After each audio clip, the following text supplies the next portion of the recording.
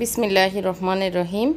আসসালামু আলাইকুম। ওয়েলকাম জানাচ্ছি আমার চ্যানেলে সবাইকে।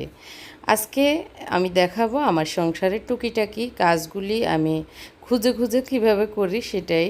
আসলে আমরা সবাই তো সংসারের কাজগুলি করি, কেউ বেশি কেউ কম।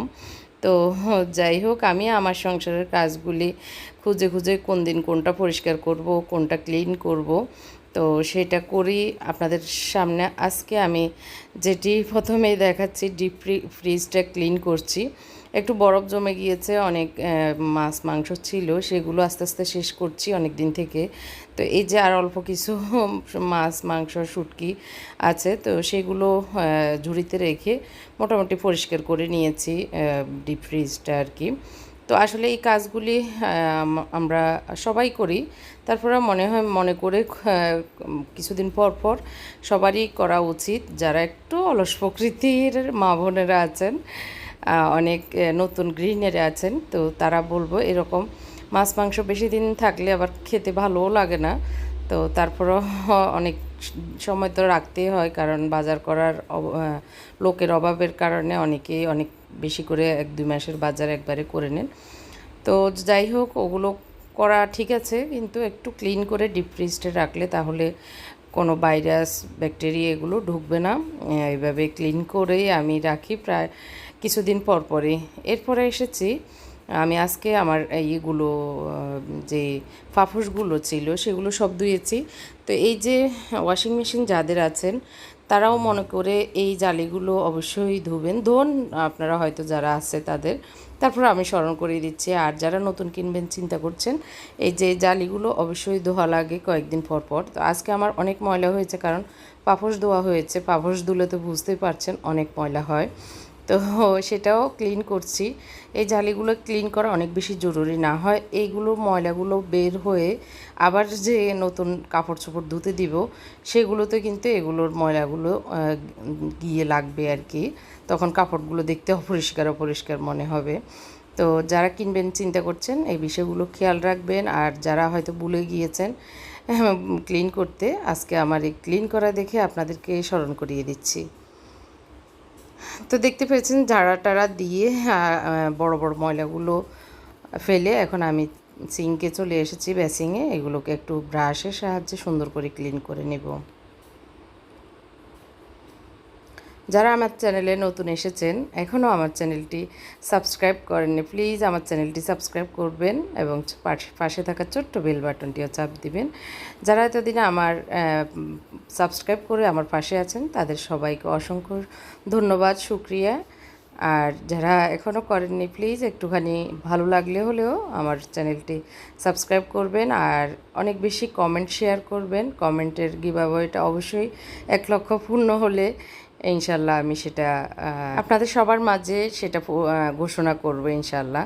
তো যাই হোক, এই যে আমি এভাবে ব্রাশের সাহায্যে ক্লিন করে নিয়েছি, আর এগুলো লাগানোর সিস্টেমটা এরকম খুবই ইজি। তো এভাবে লাগিয়ে এখন আমি ভিতরে যে জায়গা থেকে খুলেছি সেই জায়গাগুলি একটু ক্লিন করে নেব। আর এক এক মেশিনের এক এক সিস্টেম। আমারটা এলজি কোম্পানির 12 কেজি আর কি।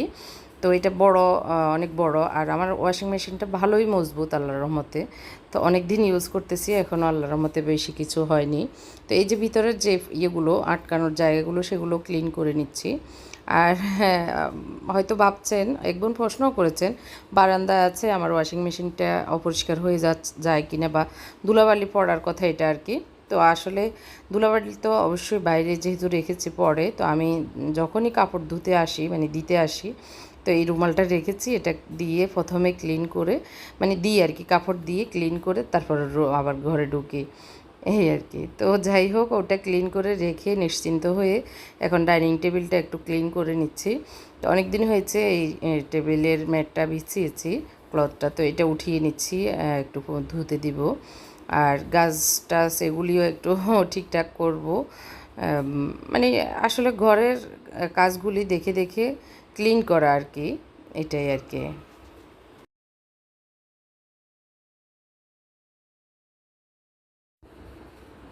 এই সেটটাও আমি বোতলগুলো সরিয়ে এই ম্যাটটাও উঠিয়ে নিব। প্রায় 10-12 দিন হয়েছে।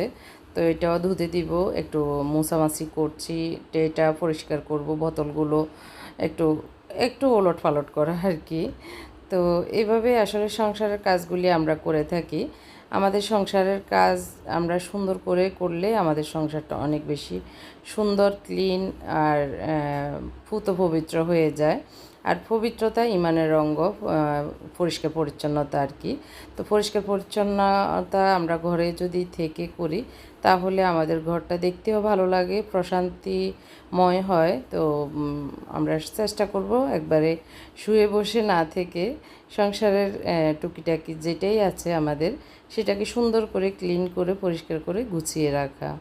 এদিক দিয়ে রান্নাটা বসিয়ে গিয়েছিলাম ওগুলো করতে, মানে এখানে কিছু শিং মাছ ডিপ ফ্রিজে দেখতে পেরেছেন, আমি ক্লিন করছিলাম তখন ছিল সেগুলো একটু রান্না, সেগুলোর সাথে মানে শিং মাছের সাথে একটা তেলাপিয়া মাছও দিয়েছি, দিয়ে একটু ঝোল করে রান্না করছি। আর ভাত দিয়ে এই ঝোল, রুটি দিয়ে ঝোল মাছটা খেতে আমার খুব ভালো লাগে। আমি এবং আমার হাজব্যান্ড এটা খুব পছন্দ করি। আর শিং মাছের ঝোল তো আসলেই খুব মজা হয়। তো আমি একটু মনে হচ্ছে যে হলুদ বেশি হয়ে গেছে, কারণ একটা হলুদের প্যাকেট, কেনা প্যাকেট ছিল মানে এই বাসায় আসার সময় মেবি আমার হাজব্যান্ড কিনেছিল, ভেবেছে হলুদ বাসায় আছে কি নাই নাই ভেবে ছোটো একটা প্যাকেট কিনেছিল। ভাবলাম যে এটা একটু শেষ হয়ে যাক, এটা একটু ইউজ করছি। কিন্তু এত যে হলুদ মানে কালার হয়ে যায় এটা বুঝতে পারিনি। তো একটু দেওয়াতেও কিন্তু অনেক কালার হয়ে গিয়েছে। এই জন্য আমি একটু শাক মানে পুঁই শাক ভাজবো, সেই জন্য পুঁই শাক কুটে নিয়েছিলাম। তো ভাবলাম যে একটু হলুদের ইয়েটা কমে যাক, এক মুঠো শাক দিয়ে দিয়েছি।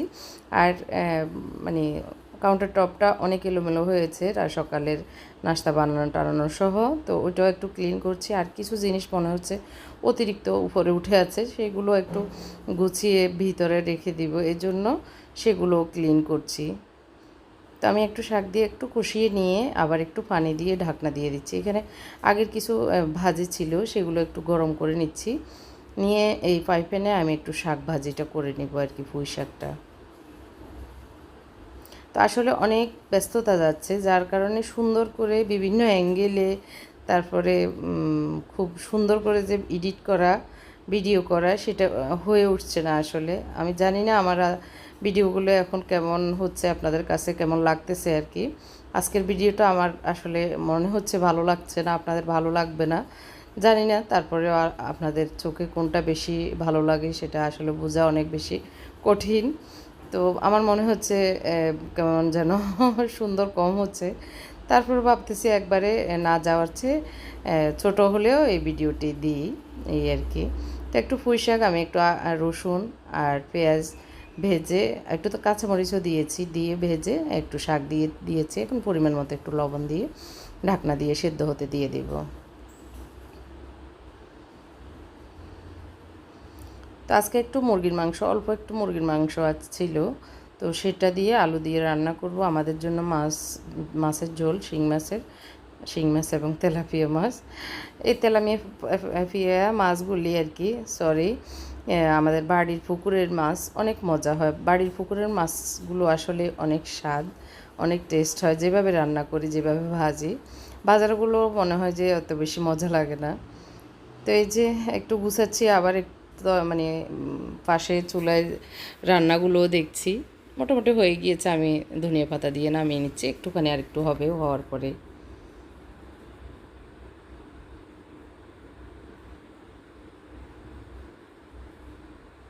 আর শাকগুলি অনেক কচি, হতে আর বেশি সময় লাগবে না, ডাঁটাগুলো একটু শক্ত আছে। এখন আমি এটাতে একটু মুরগির মাংস রান্না করছি। এগুলো আসলে গতকালকে আবার একজন মেহমান এসেছিল, চিকেন বল বানিয়েছিলাম, তো সেই তেলটাই দিয়ে দিচ্ছি, কারণ এগুলো থেকে যাবে আবার। এখানে দিয়ে দিচ্ছি আদা রসুন কিউব করা, তারপরে দিয়ে দিচ্ছি টমেটো কিউব করা। টমেটোগুলো আমি একটু সিদ্ধ করে ব্লেন্ড করে তারপরে রেখেছি। তো একটু পেঁয়াজ কম মনে হয়েছে, এই জন্য আবার ফ্রিজ থেকে একটু পেঁয়াজ নিয়ে এসেছি। তো এগুলো ভালো করে সফট হওয়া পর্যন্ত ঢাকনা দিয়ে রাখবো। আর এদিক দিয়ে আমি বাকি কাজগুলো করে নিব, পেছনের এখনও কাজ কমপ্লিট হয়নি। তো এই যে খুন্তি, তারপরে বেলুন, এগুলো অতিরিক্ত, তো ভাবছি যে এগুলো আসলে উপরে থেকে ভালো লাগতেছে না, অনেক ঝামেলা মনে হচ্ছে, এই জন্য এগুলো একটু ঢুকিয়ে নিব।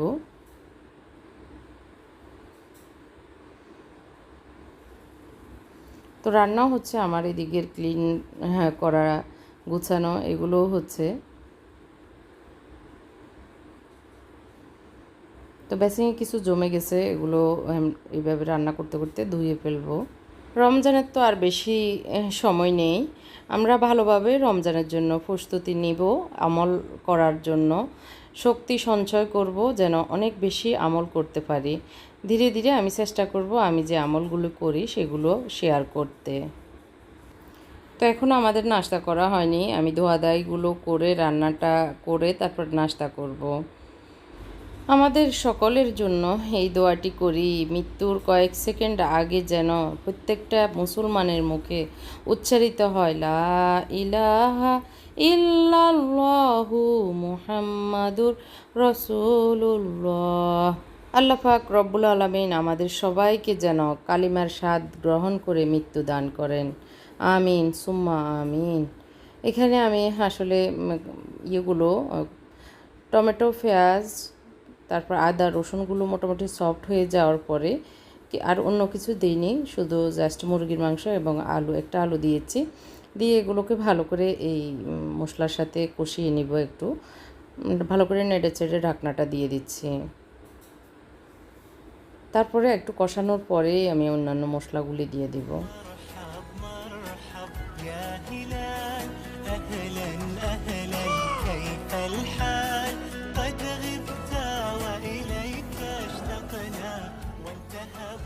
তো মোটামুটি কষানো হয়েছে, এখন আমি একটু মশলাগুলো দিয়ে দিব। এভাবে একটু ভেজে রান্না করলে মুরগির মাংসগুলো একটু শক্ত শক্ত থাকে। লবণ দিয়ে দিচ্ছি পরিমাণ মতো, একটু মরিচ পাউডার, একটু হলুদ, আর দিয়ে দিচ্ছি জিরা ধনিয়া পাউডার, আর দিয়ে দিব একটু গরম মশলা। এটা আমি আমার পরিমাণ মতো আসলে দিচ্ছি, বেশি আজকে মশলা দিব না। গরম মশলাটা আমাদের বাসায় করা আর কি, ওইটাই দিয়ে দিয়েছি। তো আসলে ওটা স্কিপ হয়ে গেছে, ভিডিওটা করা হয়নি। একটু পানি দিয়ে কষাতে দিয়ে এখন আমি এবং আমার হাজব্যান্ড নাস্তা করব। তো উনি খাবে রুটি মাছের ঝোল দিয়ে, আর আমার আসলে পেটে একটু গ্যাসের সমস্যা করতেছে গত কয়েকদিন থেকে। তো আমি রুটি খেতে ইচ্ছে করছে না, এর জন্য ভাত খাবো। তো প্রায় 11:30 বেজে গেছে, আর দুপুরে খাবো না এটাই। তো আজকে এখানেই শেষ করছি, সবাইকে ধন্যবাদ জানিয়ে আসসালামু আলাইকুম।